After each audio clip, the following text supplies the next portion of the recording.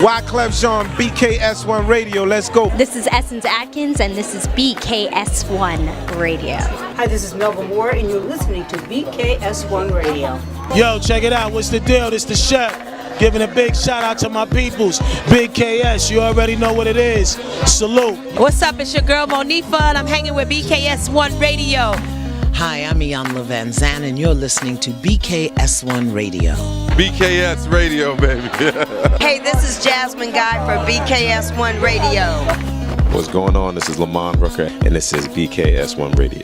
Shout out to BKS1, the best kept damn secret in the business. Hey, what's up? This is Raven Goodwin from BET's Being Mary Jane, and shout out to BKS1.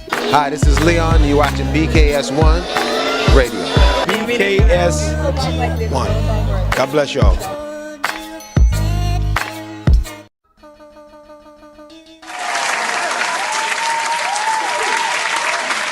Hello, and welcome to BKS1 Radio, the Our Show. It is your girl, Latoya Chanel, and I am back in the building. I'm blessed to be back in the building another week, and guess what that means for y'all, everybody? That means that we are still on the healing journey. There is more healing that needs to be done, but you know what? Isn't that an ever-going journey? I don't even want to waste much time on an introduction. I will ask y'all how y'all are doing, later on, how y'all doing on your journey? Yeah. We're going to come back to y'all in a minute because we talk to y'all every week, but this week, I have a special guest that is going to be on Zoom with me right now because he traveling and doing some big stuff. He got some big things going on right now. And speaking of healing, that is definitely something that he's going to be able to talk to me about. But everybody, please give a warm welcome in the virtual studio right now to Mr. Rip Micheals, everybody.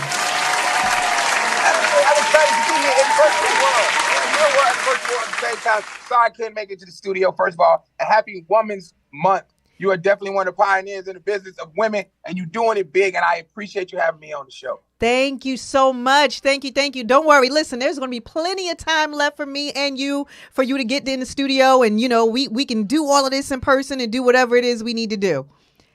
Oh, I'm looking forward to it. I'm telling you. I'm looking forward to it. I had a heart at first to do it, but I got the heart now to do it. So that's literally, physically, right? Yes, literally and physically. Okay, so that's my first question to you. How are you doing? I'm alive. All Believe right. it or not, I'm alive, and I'm doing so much better, man. I'm on the heart transplant list. Big shout out to the Mayo Clinic for looking out for me and the whole American Heart Association. So yeah, pretty soon this will have a new heart in it. So Okay. I'm at 15% now, but I'm actually maintaining. I'm just coming from doing a lot of therapy right now and just taking it easy and slowing it down. So listen, we saw you on Fox 5. We saw you on TMZ. Everybody wants to know how Rip is doing. If it's not too personal, can you give us a little bit of what happened? What was going on? Oh, so when I was in Atlanta, I was doing a show and I had a mild heart attack in Atlanta. And then I got help, but I didn't get a lot of help because I'm a huge person that I care about my fans a lot. Like I know what it's like, to actually buy a ticket and not and for someone to cancel on you it's huge. People get babysitters, people can do a lot of different things to come to my shows. So I went on with that show in Atlanta, and I think I damaged myself in a way that was unrepairable. Mm-hmm. And then when I had my Apollo show a couple of days before, I had another heart attack, and I've been in the hospital. I was in there for 2 months Mm-hmm. in the hospital, just trying to fight for my life and sitting in CCU, and it's just been an unreal experience because I have actually a lot of people. I have congenital heart failure, which means I was born with it. Okay. And my mom just because my mom is fine. My dad got a bad heart and diabetes, hypertension. So pretty much my mama made bad penis choices. That's what that is. She chose good penis over a good heart. And there's a lot of girls who watch this podcast by themselves that chose but they still together. So I look at it like that. So this wasn't something that you were doing because, everybody assumes that, when you're an entertainer, it's the late nights, it's the eating, it's drinking, it's all of your bad behaviors that leads to things like this. But that wasn't your case. No, it caught up over time. And the fact that I didn't get an early diagnosis because I didn't think nothing that it just caught up to me. It's just a matter of time. Okay. So and it's large. So, my heart is still at 15%. And now that I'm on the donor list to get a heart, because there's a lot of different things that I can't get. I can't get an LVAD. I can't get a pacemaker. I'm at a stage in my life where if they open it up, the heart is so weak that it may just collapse. Jesus. But I'm smiling. See, look. But I see all of your teeth. So listen. But my question to you is, what is your advice to other Black men in particular? What I would say through this whole entire journey to any Black man that's out there, or any person that's going through it of any race, is that you really need early checkout. And the most important thing is having a strong family and fans and people that love you. Because look, that's my daughter right there. Look at it, right there next to me, ride or die. See that? That's just how it is, and that you never know. Because I'm young still. Well, I consider myself young still. You know, it's weird. I watched my daughter grow up in front of my eyes because she had to pull the reins and to actually grow up and actually have to take care of her dad at such an age where she wouldn't have to. Like, my daughter's only 18 years old and she's making decisions like, yeah, cut the plug, do all these different things. And she's been a trooper the entire time. Wow. Taking care of yourself affects your family. Grown woman over there. Grown now. Look at that. Got a coat and a boyfriend. Oop, not a boy. We're going to come back to that boyfriend. Okay, we're going to come back to that. But yeah, the lack of taking care of yourself will affect your family. It affects everybody. So, you know, it's important and it's imperative that you're making sure you're getting your regular checkups. You have a primary care physician. You're doing all of the things to make sure that you can stay here. Yes, that is. It is more important than you ever know. And this is the purpose. And so, you know, I've always used my opinion now. Actually, as Black people we don't really want to go to the hospital that much. Just get checkups. We go when something's wrong, but we don't get checkups. We drink ginger ale and we lay down. And yeah. Your woman will be like, just take a nap. You'll be all right. Your heart will be fine. Just go and get you some ginger ale and go in there and sleep that off. So early detection, when nothing is wrong, go get your checkup. Absolutely. Yeah, absolutely. Because ginger ale, saltines, and Price is Right is not going to cure everything, right? Nope. No, it will definitely not. Okay. So listen, like you said, you're on a heart transplant list now. And so, you know, but listen, my prayers out to you for all of that. I haven't been through that personally. My father was actually on a transplant list for a lung years ago. And so I know exactly what this process is like. I'm wishing, you know, nothing but recovery and healing and a quick time frame, you know, throughout this entire process for you and your family. Oh, well, thank you very much. Look at you giving me blessings over there. God bless you too. And bless your dad. You know what I'm saying? I appreciate that so much. Yes. All right. So now let's get into the funny. Can we get into the funny? All right, let's do it. I'm ready. Okay. So you may not remember this, right? But you were one of my first interviews 10 or more years ago. 10 or more years. Yeah. 10 or more years ago, there was I think you guys were doing a comedy show. It was a Nick Cannon comedy show, and we were in somewhere in New York, I think. And I came out to the show, and a bunch of comedians were there. I think you were hosting. I'm not sure if you were hosting. Either way, I got all of this on video. I didn't want to show the video because I looked horrible in it, but I do have all of this on video, and you were one of my first live interviews all the way, you know, back then. So it's amazing to see your journey and all that you've done, you know, in this time period. I think it's absolutely awesome. But my question for you is, how did you get into comedy in the first place? Oh, wow. How did I get in comedy first? That is funny because 10 years ago, that's funny that you said it because that's when I started the Wild 'N Out Tour. A lot of people don't know that that's something I created because I was with Nick and he was like, oh, I wish I could sell out arenas across the country. And I was like, man, I already do that. So, you know, I'm going to take your brand and put it on my back, and we merged together, and it became the hottest tour in the country. That year I became number 2 in the country with Polestar, and I started selling out arenas after arena. I mean, even in DC, I think we did like 2 shows in one night and brought out over 35,000 people. So it's just been a journey. So for me, starting comedy, wow. I started when I was a kid. I was making jokes because my actual name is like Rip Micheals. It's not Michaels. It's actually Micheals. If you look how I spell it, it's RIPMICHEALS. So a lot of people don't understand that it's Rip Micheals. My mom and everybody was crying at my grandmother's funeral. And I was able to do impressions of my grandmother, and they just cracked everybody up. And everybody at the funeral just stopped crying. I was doing another one impression, so about 10 minutes strong. And then that's when I realized, I was like, I always wanted to be able to take people's pain away. And then after that, I moved to New York with my daughter, and we was just, you know, I've had full custody of her since she was little. Yeah. And I just been an uphill journey there. We was living on the streets of New York, eating out of trash cans, and all kind of stuff. Wow. Wow. And you were at what age when you moved to New York? I was 22 years old. Okay. But so prior to being on the tour, were you doing comedy clubs? Were you doing any kind of tours? Were you with another troupe? So what happened was I met Dave Chappelle in the comedy club, and Dave Chappelle told me if I ever want to be a comedian, I need to move to New York, and that's what I did. Wait. You're not just going to gloss over that like you just didn't say Dave Chappelle, right? So yeah.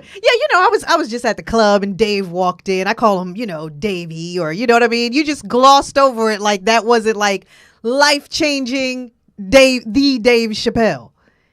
The Dave Chappelle. Yes. The Dave Chappelle told me, he was like, if you ever want to be a comedian, I went to one of his shows. We were in Ohio because that's where he's actually from. Yeah. And I went to his shows and he was like, if you ever want to be a comedian, you'll move to New York. I literally got on a Greyhound bus after that and moved to New York, me and my daughter, and slept on the streets and was homeless for like a year.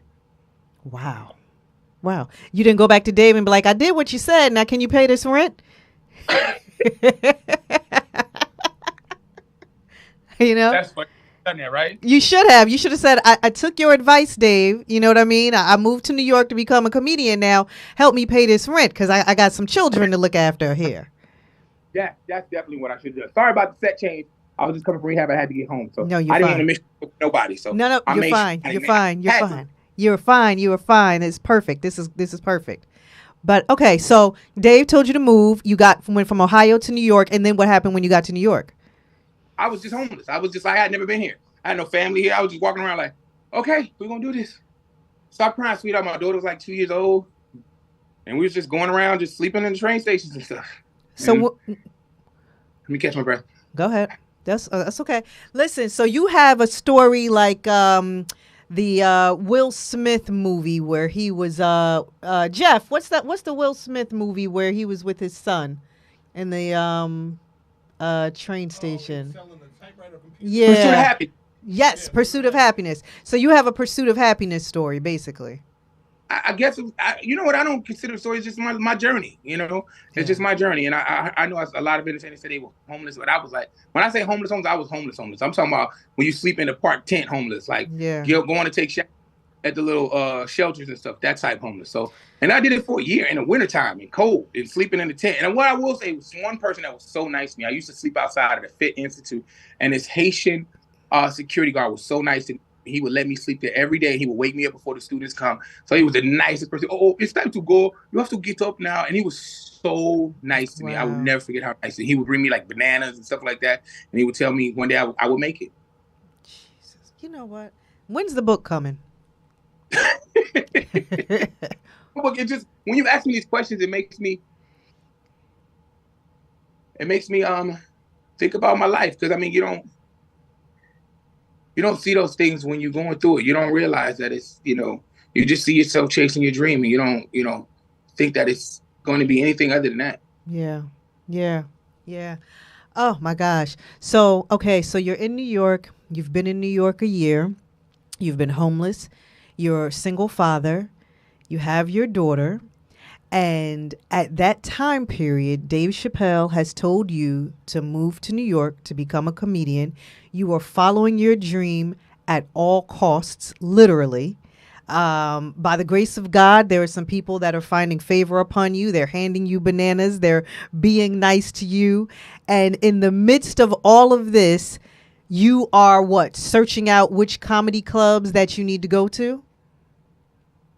So I had never been here. So they used to do these shows called bringer shows in New York, and they would give you flyers, and you could hand out flyers to get on stage. And that's how I started getting on stage at this place called Hamburger Harry's.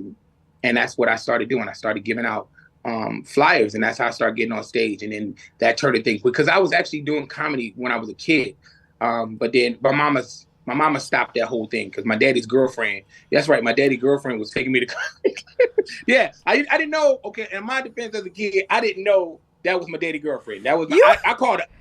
I didn't know that I didn't know that wasn't my auntie Jockey. I didn't know that one day I came home and I was like, Mom, I'm having a great time. Look what Auntie Jockey bought me. She was like, that ain't your auntie. That's your daddy girlfriend. Now go outside. Your Uncle Craig gonna take you to the zoo. So I had an Uncle Craig and I had an Auntie Jockey. But don't judge my parents. Don't you do that. Don't you judge my parents. I'm not. They still together. I was just listen. It was just surprising. That's all. It was just surprising. It was surprising as a kid to me because I swore that was my auntie. I never knew she was sleeping with my dad. I had no. Thought it was my auntie. Yeah, I mean, He had a Camaro with the T-tops on it, and then he had a motorcycle. My Uncle Craig had a motorcycle. He used to take me pear picking. It was just funny. That's just how my parents got down. I guess different time. So I guess that's why they still together, huh? Hey, and it's funny because both of their boyfriend and my dad's girlfriend, they outlived them both. So now my parents, I guess they got to be together. Lord have mercy. I mean, I feel like that's a whole nother show. I feel like we can circle back to that. People think I'm joking all the time, but that is the truth. That is actually 100% no joke, no filter. That's the truth. Okay, we're going to talk about that on another show. Do side pieces contribute to the longevity of a marriage? And that's gonna be a whole nother show. We'll bring you back in person for that one. Hey, I got a story. My mom used to take me to meet my dad used to have a girlfriend. My mom would be like, "Your daddy not here. Get up, put your clothes on. We're gonna go find your daddy." And I would see my dad at a parking lot with some girl. I'd be like, "Daddy, that's not mama. That's mama." And that's so funny because it's actually I never thought about it, but that's a true story. I can't. So you were passing out flyers. Oh, yeah. Hello, you were passing out flyers. Getting on hamburger hairs, and then I met this comedian named Kareem Green. Big shout out to Kareem Green because Kareem was the first comedian that took me around to all the black rooms, and I did the Uptown Comedy Club, and he took me to all the rooms in Brooklyn and all the different spots that black people did comedy because these are like, more white comedy clubs. Like it was all in Times Square. So he took me there, and then he used to have a car, and Kareem was a huge alcoholic, but he loved to drive people home, which is the funniest thing ever. What? He was a huge alcoholic, right? He loved alcohol and prostitutes.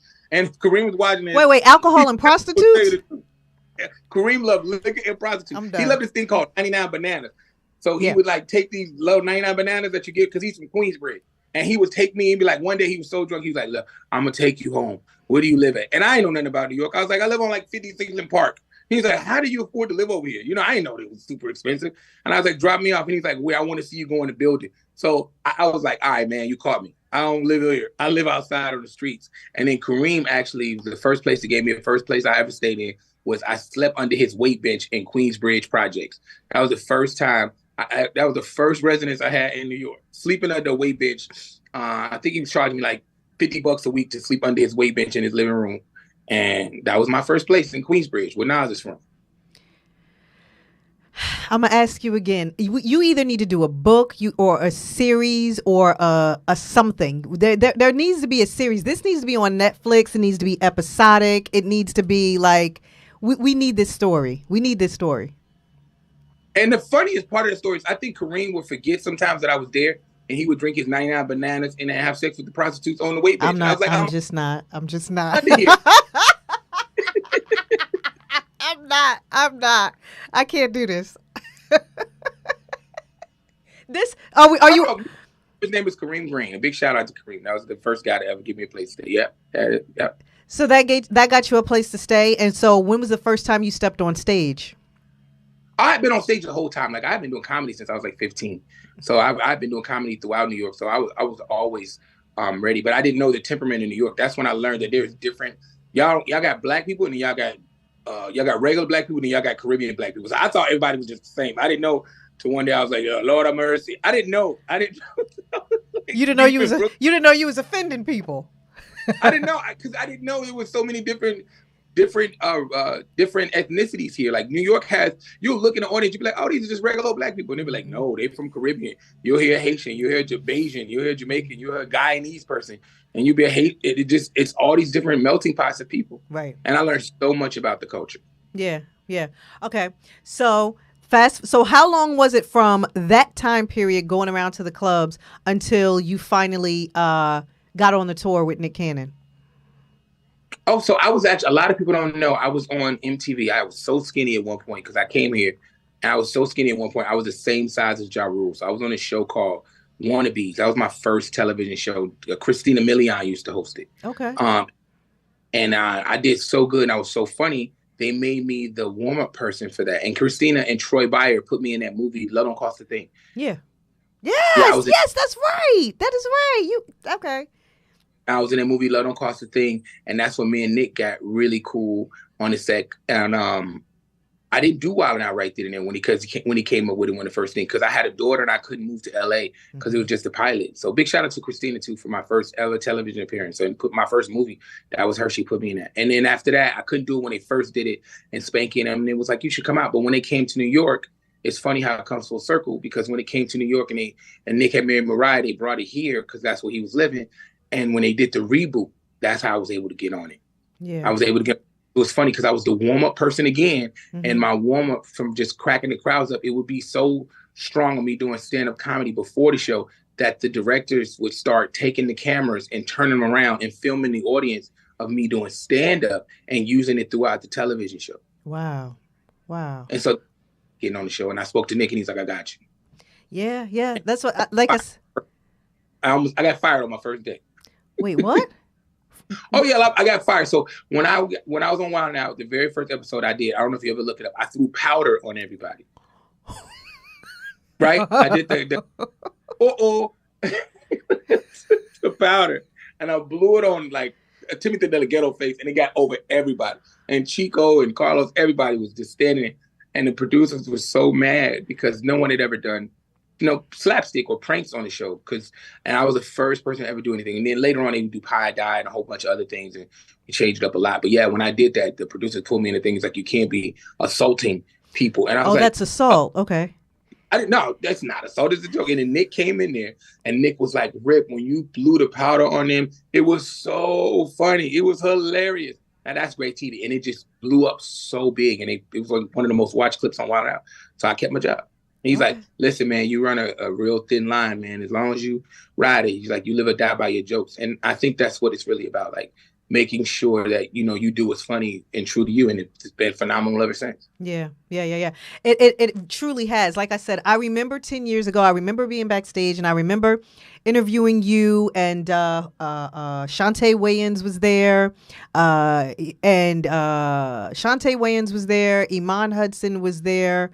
And there was a bunch of other people who may not have been as widely known then that, now, you can't scroll on Instagram without them, without seeing all of you, So I congrats to you all, because, you all have done so well over the last decade. So. I mean, that's a big shout out to Nick Cannon and creating such a vehicle that, that's birthed so many great Black comedians. And like from Mike Epps did that, Kevin Hart did that, Kim Kardashian was on the show, the Wild 'N Out Girl at one point. Like, there's just a lot of different people that has come from that show. She worked on that set. A lot of people, you'd be surprised. That was Kanye West's first television appearance. Really? Yeah. Yeah. And it's funny because Nick started that as just a vehicle to put on for his friends. Really? And look at it now. And now you all are still touring, still doing all of it. We will continue to tour as long as Nick make babies. I think every year that we do a show, Nick makes another baby. Some people want kids. I get it. I understand. I mean, look at all my Oscars. He'd be like, look at all my kids. Is that so? If he has another baby, you know what? We need more money. So you know what? We need to go out on tour again. Is that the premise behind all of that? Yep, and it's another season. Every kid brings another season. So y'all sitting back like, let me introduce you to her. So maybe, she can have one and we can have another season. Yes, that's exactly what we do. All the Wild 'N Out girls are so fertile. I don't think Wild 'N Out girls are hired unless they're cute and fertile. I think everybody... That's terrible. That is terrible. We only film during ovulation period. You know what? I'm not. What else? So what else? Okay, so we got the Wild 'N Out tour. You have a few other tours that are going on too, right? And then you have your own. Tell us about all of that. Oh, so my own television show, yeah. Big shout out to NBC and Kevin Hart. I'm my own show on NBC. It's called Urban Eats and Treats, and that was something I came up with through the pandemic. Just showing people that we have great things to eat, and it's called Urban Eats and Treats. And I basically go around to the neighborhoods, and I take your favorite celebrities, and they take me to their their favorite restaurants that they still go to. Like, you'd be surprised to know that Cardi B still goes to her favorite restaurant in City Island and goes gets crab legs and Anthony Anderson. So we're about to do season 2 of it, and it's just been great. Big shout out to all the guests we've had, and we go in the kitchen and we cook together and we break it down. Shaq took me to his favorite burger place, which is Slutty Vegan, and we made burgers together. It's just a great way to showcase minority-owned businesses and to showcase that we still do support our community, and the food is amazing. Really? Yes. How many episodes per season? 12. 12. Okay, and you're about to start season 2? Yes. Okay, and how can people catch that? I want everybody that's watching, how can they catch it if they haven't seen it? It's on every single app you could ever think of. Roku, Peacock, you name it. If it's an app, it's on it. Tubi. Everything except Netflix. It's everywhere but Netflix. Okay. All right, everybody, did you hear that? Favorite eats and treats. Make sure you're watching it. Urban with the urban eats and treats. Favorite urban eats and treats? Just urban eats and treats. Oh, just urban eats and treats. Yes. Okay, I want to make sure I got it correct. Okay, urban eats and treats. Everybody, tune in and just watch the first season. Okay, so you have that going on. Now I know you just did a show at the Apollo, right? I take my comedy special, and it was very, it was such an accolade to sell out the Apollo, and take my special. It's probably my 3rd or 4th special, but to tape it live at the Apollo, it's an iconic place, and just to be a part of that and do that, it was there. And I kind of overdid it because the first time I was supposed to tape it, that's when I went into the hospital, and I was there for 2 months. And when I was sitting on my hospital bed, I was like, God, I don't want to die like this. I'm not going to die like this. And I got out of the hospital and I was like, I'm going to come back and do this show for the fans. So it was just momentum to see how many people actually, and to this day, I still cry over how many people actually came out to see me, that we sold it out. And it was a great thing to take my special, because a lot of things happened to me this year, and it's just been showing how much God protects me and guides me. Because when I was in the hospital, I lost my wife in the hospital. She left me while I was on a hospital bed. Yeah, that's a whole nother episode. Yeah, she Indian too, so I guess she left in the curry. She was like, I'll see you later. When I was in ICU, she was like, I'll see you later. So to come out of that and to be able to breathe and American Heart Association, and to actually take my special, even though I had to leave in an ambulance, it was amazing. And I just wanted to. I'm sorry. It's not often that okay, just all right, let me work this out. Because you said a lot in a matter of about 10 seconds there. Okay. You taped the special at the Apollo. This was your rebirth after the second heart attack, correct? Correct. Okay. So this was your rebirth and your first time being back on stage, and yes. Absolutely amazing. You did well health-wise. I think I listened to something where you were saying the ambulance is right here just in case. Had your doctor approved you going back on stage? Not for that long a period of time. He said it's small spurts. But I did not want to pass away in a hospital. I wanted to have, and I know as selfish as it may seem, God told me that regardless to what people are telling you, this is what you want to do. And I wanted to stand on my feet again. And I did it. You'd rather been on the stage than in a hospital bed? Yes. Okay. I don't want to be that one person where you know how you go to Black House and they got your uncle in the living room. And I'm living that. Mm-hmm. Yep. Yeah, so I didn't want to be that. I was like, I'd rather, and the dude was special, and it was phenomenal. And yes, I did overexert myself and had to get checked into the hospital immediately afterwards. And my new sprinter now is, I guess, an ambulance. And all my bodyguards got to carry a defibrillator instead of a gun. How long was the show? I did an hour and 15 minutes. And you were supposed to do how long? Hour and 10 to tape a special, so they can cut out some stuff. But it was fun. Anybody who came there, it was phenomenal. Wow. And we back right at it again because I got the show at the Barclays Center April 5th. Okay. Tell us about that. I know you look at me like, what is he doing? Is he crazy? It's just, this is my God-given gift. This is what I wanted to do since I was a little kid, since me watching Def Comedy Jam. And whatever little bit of lung breath I have, I'm going to give it on stage. And that's just the truth. You're going to do it. And that's why I love everybody who supports me, because I'm like, even though they be like, yo, this is bad. I'm like, no, this is what I came to do. This is my mission on life, to see people laugh no matter what they're going through. And I have the ability to change that. Yeah. Yeah. Yeah, absolutely. Okay. All right. All right. This is what you were put here for. This is your mission. This is your purpose. You would not understand how many people have hit me and said, Rip, I'm going through a lot with my husband right now, and then I'm going through a lot with my life right now, and you inspire me to do more. Those little messages I get, or those little texts I get or receive, it means the world to me. Yeah. And I'm sure doing comedy is a part of your healing. It is. To be able to laugh at myself, it is.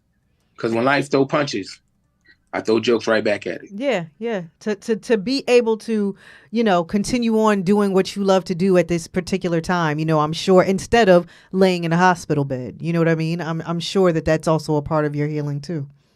Oh my God, yes. Yes. 1,000%. All right. Tell us a little bit about, I have a couple of comedian friends, shout out to them, but tell us a little bit about some of the darker sides. I was always told a lot of times that in comedy, you're laughing sometimes to hide the pain, or you're laughing because that's how you deal with stress or depression. Is that true? 1,000%. 150,000%. When you were talking about dark comedy, I thought you were talking about Michael Black's Skin Tone. Oh my God. No. I wasn't sure. No. The other side. I was like, speaking of Michael Blackston, Mr. Midnight Train to Georgia. I forgot the question. Oh yeah, we do laugh. I think you have to be able to take what happened to you and turn it around. I mean, comedy actually is just tragedy turned upside down.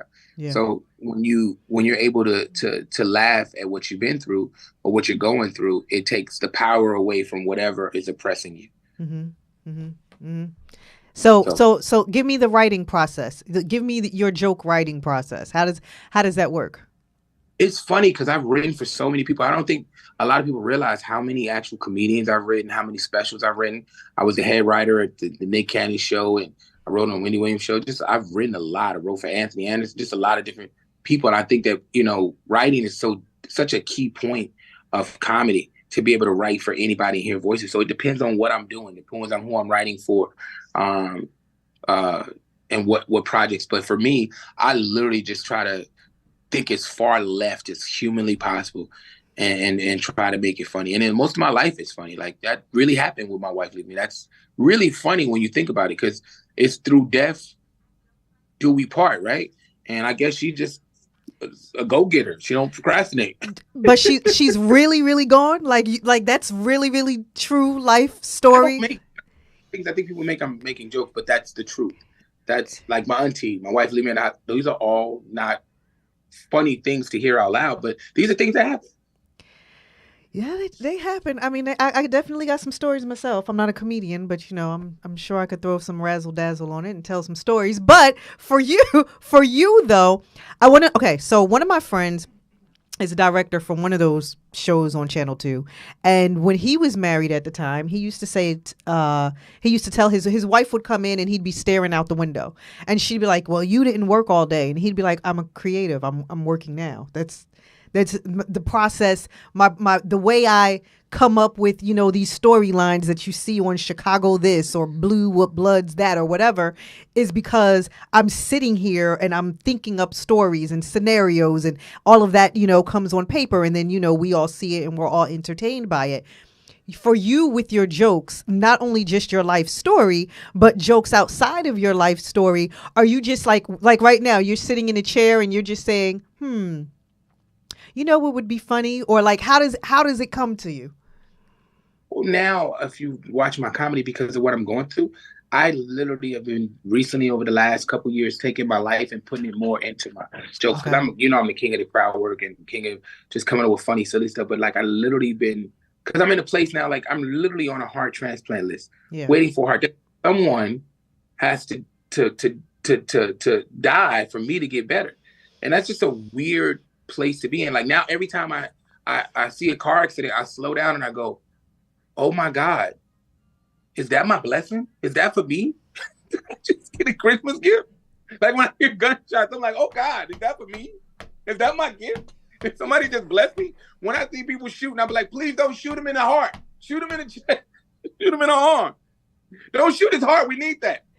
Like I was even thinking about volunteering at an all-white school in like Utah or something and being a janitor and just be.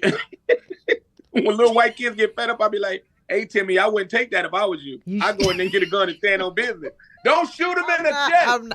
I'm not. Did I go too far? Did that look too much? Like, okay, I apologize. I can't. So it's more of your personal life in your comedy now. Yeah, because I mean that's the truth. That's just what it is. And when you start thinking of things, you're like, wow, this is. I don't know if it's funny or not, but it's just true. Yeah, it's definitely funny. I mean, I guess it all depends on your sense of humor too, right? Because everybody has a different kind of sense of humor. For some people, it might be too far. Other people that are, far left, like the bulk of us, I feel like it's perfectly fine. So, Oh, well, hey, if I go too far, just stop me. I apologize. I ain't gonna be here long. No. You know what? Stop. Okay, so you ain't got that much time to deal with me. I ain't gonna be that long. Stop. Okay, so your process, yes, you will. So your process is literally taking from everyday occurrences, maybe other stories you hear, and then just throwing it into your stand up. I can write about anything. So it's and I think the people and I think the life in society is super funny. I think it's just super funny. And I've always just had that, and I think that's a God-given thing that I would just always have that ability, no matter what you throw at me, to twist it and make it funny. And I do that just because I don't like to see people sad. Yeah. Oh. Okay. Okay. I just don't like seeing people sad. I don't. I like when anybody's sad, and sometimes I'll just entertain perfect strangers walking down the street and just make jokes to the grocery store or anywhere I'm at. How does that heal you? Every time someone smiles, it makes me feel better. Every time I see somebody smile, since I was a kid, it makes me feel better. Maybe I was meant to work for Ringling Brothers. I don't know. But every time I see somebody smile, it makes me feel better. Really? Not on no weird uncle stuff, but just like not like a sleepover at Bill Cosby. Right. You know Bill Cosby throw the best sleepover. Don't act like you be like, man, I got some good rest over here. My mouth hurt though.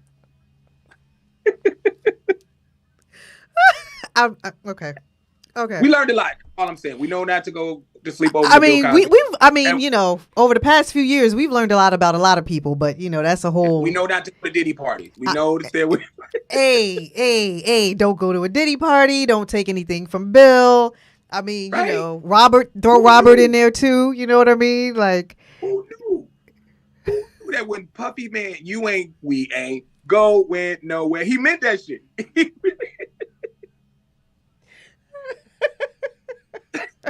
I remember going to a Diddy party and I seen the door shut and I seen Meek Mills going in. I was like, stop. I used to pray for times like this. Stop.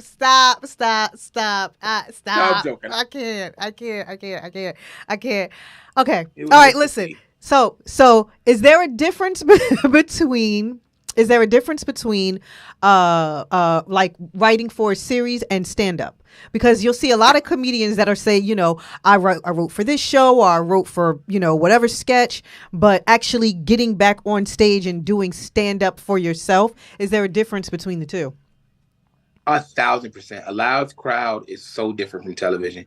The beats are different, the tone is different, and the crowd will dictate what they find funny and what they find genuine.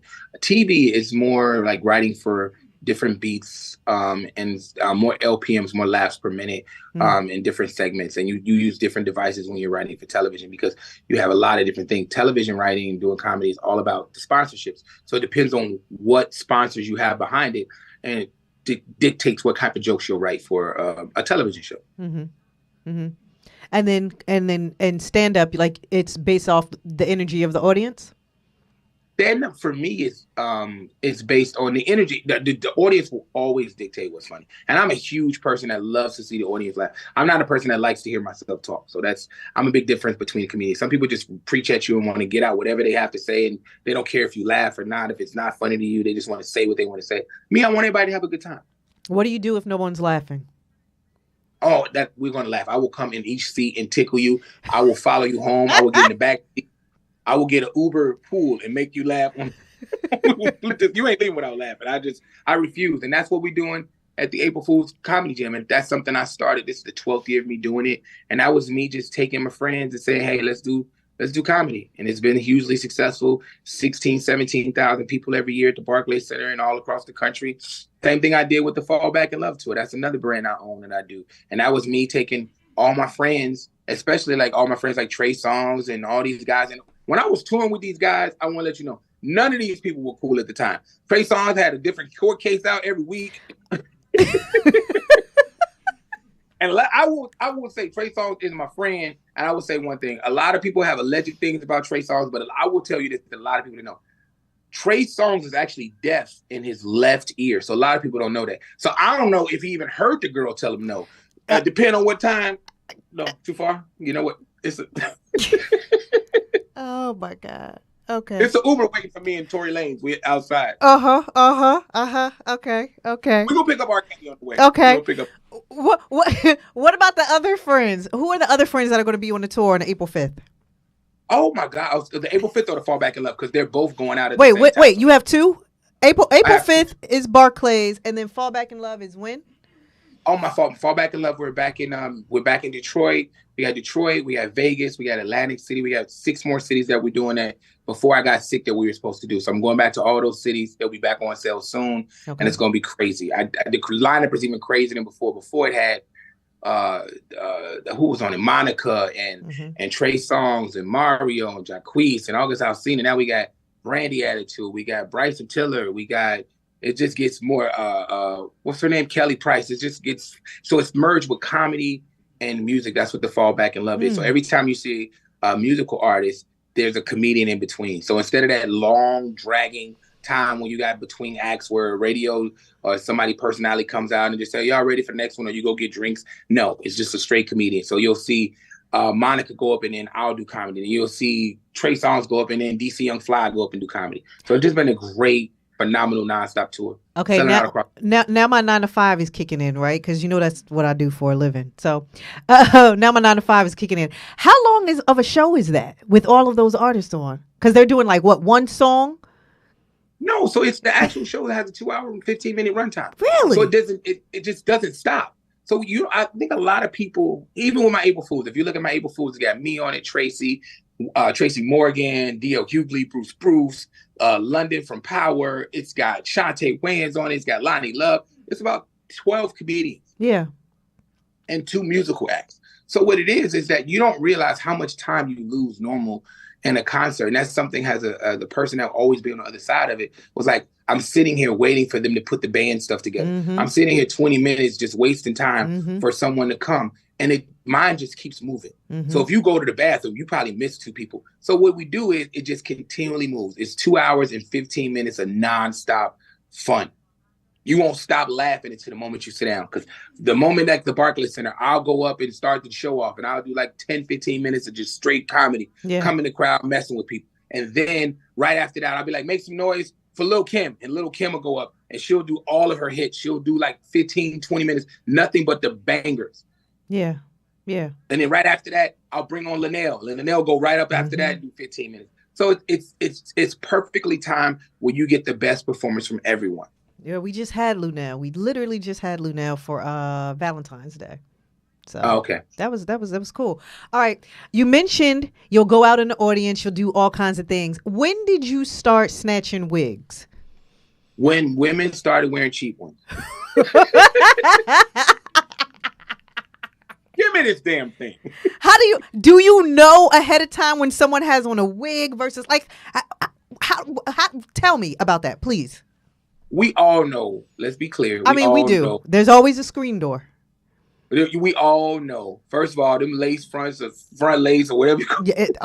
Where you put your hair in braids and then push and then put it way down here and you got this invisible part where it's not a part. It's not invisible, but it's not invisible.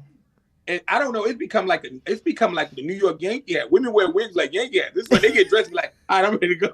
You be like, you ain't gonna throw it down or nothing. I hate it. I've seen girls lift their wig up and scratch their forehead in the club. It gets weird. And I'm just telling you, wigs have taken over. They got kids going to school in the 5th grade. I've seen little kids get on the school bus with a wig. I was like, you didn't even give her scalp a chance. I hate it.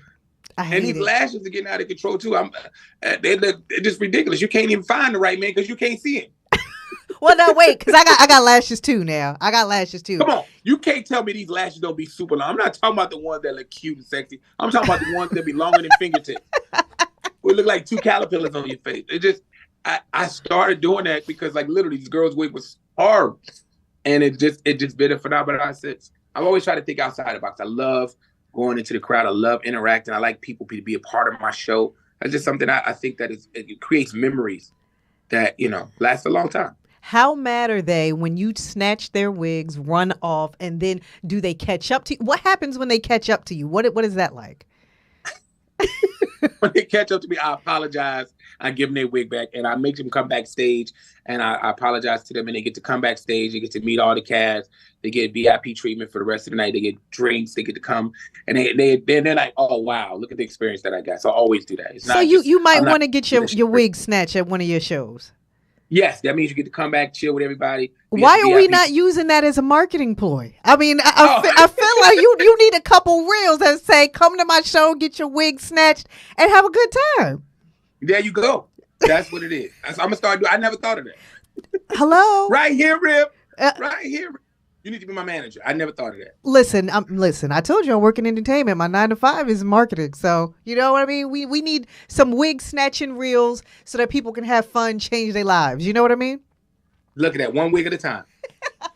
If I can change the world one wig at a time and make sure everybody's having a good time while they're there. We'll call it the Bring Scalps Back Foundation. I love that.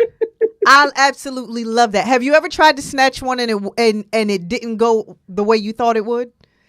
No, because I only snatch the hard one. Now, don't get it wrong. There's some wigs out here that look amazing. I go after the ones you get from like $5 below. Okay. I go after the. Okay. Yeah, the $4.99 wigs.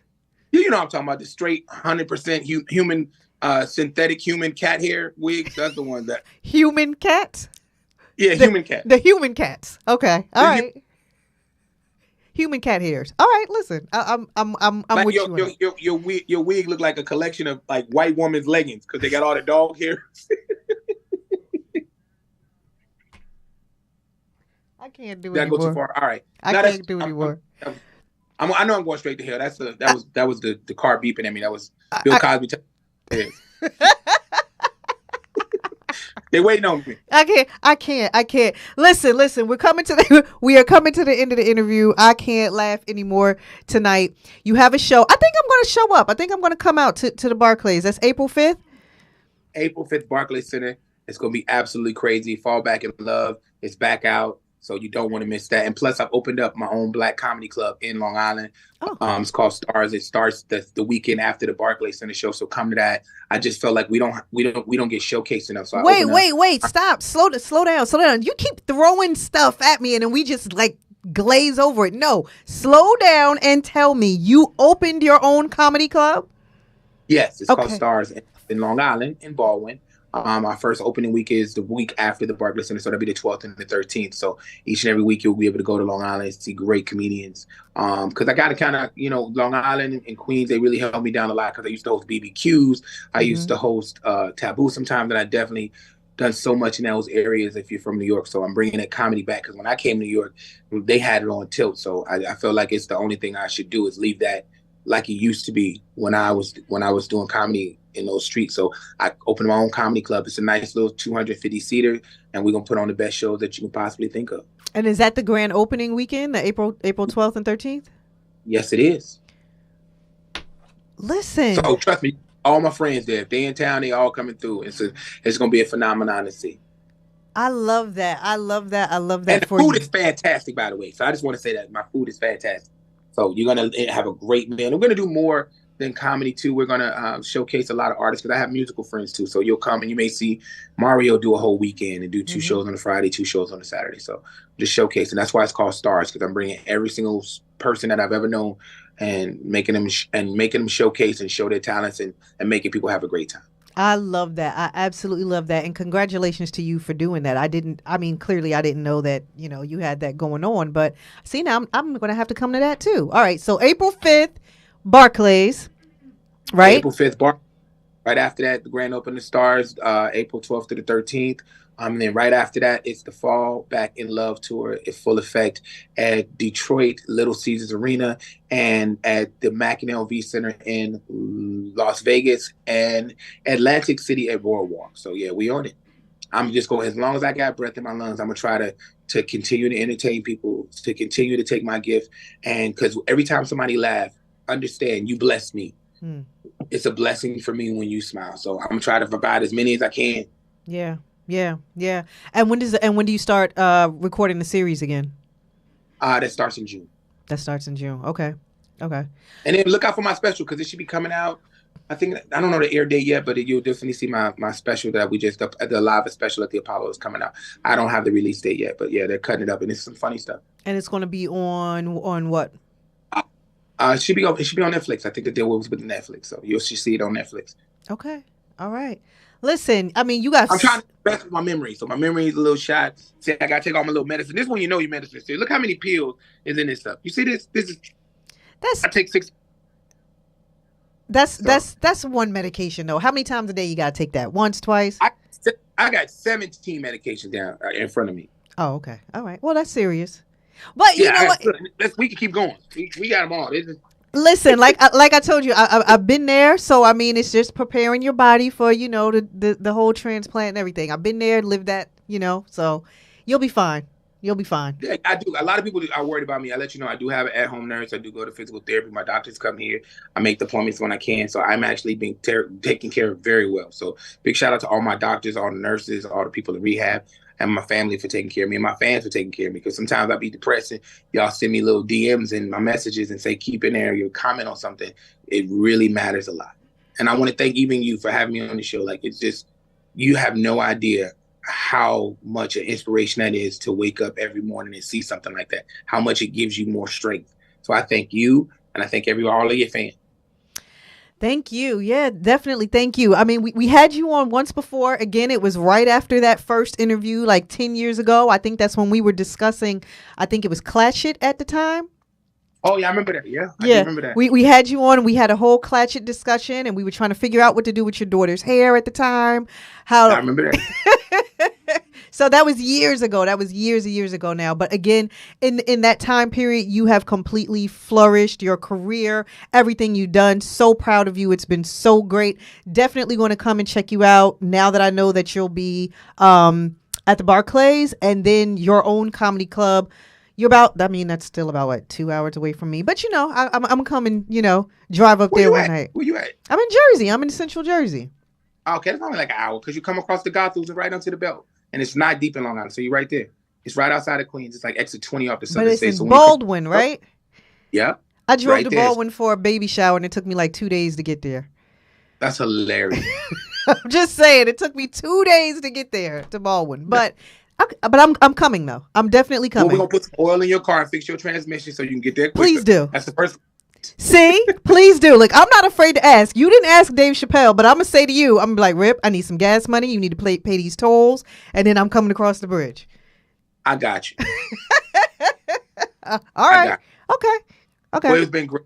Thank you so much. I appreciate it. All your fans. Y'all have a great night, and I'll see you at the Barclays Center. Absolutely. I'll see you then. I'm gonna hit you up, and I'm gonna let you know I'm coming. All right. Thank you for tonight. Thank you so much.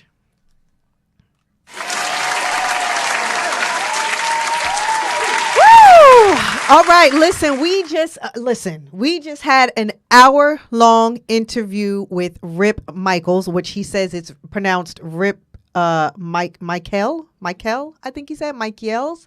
But either way, absolutely amazing interview for the last hour, just going through how he got into comedy, which as he glazed over, oh, Dave Chappelle told me to get into comedy and move to New York. Okay, that's major, that's huge. And with everything that he's doing now, even down to opening his own comedy club in Long Island, I'm going to clap that up again. So proud of him for that, and I'm definitely going to get out there and make sure I check that out, even though it's a bit of a drive for me, but I am going to get out there and check that out. And he's going to be at the Barclays, like he said, on April 5th with a bunch of his friends. Make sure you guys check out his social media handles. Just go to Rip Micheals. It's literally spelled like R-I-P. Rip R-I-P Micheals, Micheals. Micheals, and follow him. And then, you can see all of the flyers to everything he has going on between New York, Detroit, and New Jersey, because he mentioned being in Atlantic City on the Love Tour. I believe he said it was called something about Love Tour as well, that he's making up from when he got sick. As he mentioned, he is on the mend, literally on the mend. He is on the heart transplant list, and he is doing his thing in the meantime. So God bless him with strength, and God bless him with, just the encouragement to be able to continue on and do what it is he loves to do. I thank him so much for coming back. That is my third interview with Rip, and I thank him so much for coming back and just sharing with us all the amazing things that he's doing with all the amazing people that, he's connected to and has the ability to do these things with. And that's it for tonight. I think I'm going to log off. Jeff is in here, so it's 8:00. We got another show here at the station. Again, we always talk about healing. He's literally talking about physically healing, from coming off of 2 heart attacks. And so, God willing, next week I'll be back here, same time, same place, different show. And we're going to continue on this healing journey. So, love you all for watching. Love you all for listening. And I will see you next week. Bye, everybody.